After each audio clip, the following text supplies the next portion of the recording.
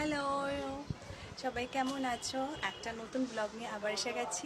প্রত্যেকবার কিন্তু আমরা দেশের বাড়িতে এই আয়োজনটা করি ইচ্ছে রান্না পুজোর, কিন্তু এইবার হচ্ছে আমরা এখানে যেখানে আমরা এখন থাকছি ওখানেই কিন্তু আয়োজন করেছি। আজকে আমরা রান্না পুজো কিভাবে করছি সেটা আপনাদের আমি দেখাবো।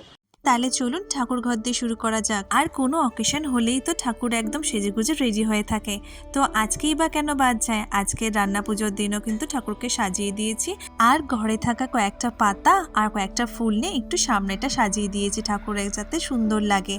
আর এই যে হচ্ছে তুলসী গাছ, আমাদের তুলসী গাছেও নিচে কয়েকটা ফুল দিয়ে তুলসী গাছকে আরতি করেই কিন্তু চলে এসেছি একদম রান্নাঘরে একটু আলপনা দিয়ে নিয়েছি গ্যাসের উপরে।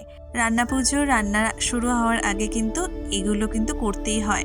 আর এইদিকে মামনি সব ভাজাভুজি যেগুলো হবে সেগুলো ধুয়ে পরিষ্কার করে তারপর হলুদ আর নুন দিয়ে মেখে রাখছে। সবার আগে মা মনসার নাম করে কিন্তু মামনি বলল ভাত বসিয়ে দিতে, ভাতটা আমি বসিয়ে দিলাম। তারপর মা মনসাকে প্রণাম করে বাকি সব রান্না শুরু হলো। এগুলো হচ্ছে ওল ফুলুরি ভাজা হচ্ছে।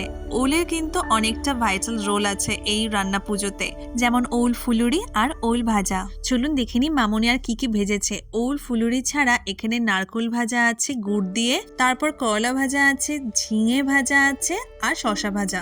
এখানে কিন্তু গুড় দিয়ে মুসুর ডালও করা আছে চাপ চাপ করে। তারপর আছে বেগুন ভাজা, আলু ভাজা, কুমড়ো ভাজা, ঢেঁড়স ভাজা, পটল ভাজা, ওল ভাজা আর কাঁচকলা ভাজা।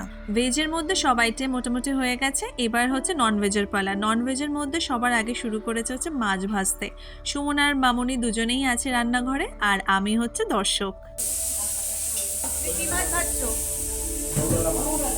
এখন মাছ ভাজা চলছে, এটা হবে হচ্ছে মোলা মাছের টক, তাই জন্যে। আর এই যে আর্টিস্ট, এটা হচ্ছে আর্ট। রান্না পুজো উপলক্ষে মা বাবাও কিন্তু আমাদের বাড়িতে এসেছে, আর আজকে কিন্তু আমাদের বাড়িতে লাঞ্চ করবে। গল্পের ফাঁকে ফাঁকে আমি আবার মালাইকারিটা আবার দেখে যাচ্ছিলাম যে কতটা কি হলো। সবার লাস্টেই কিন্তু ইলিশ মাছের তেলটা কিন্তু ভেজে নেওয়া হয়েছে।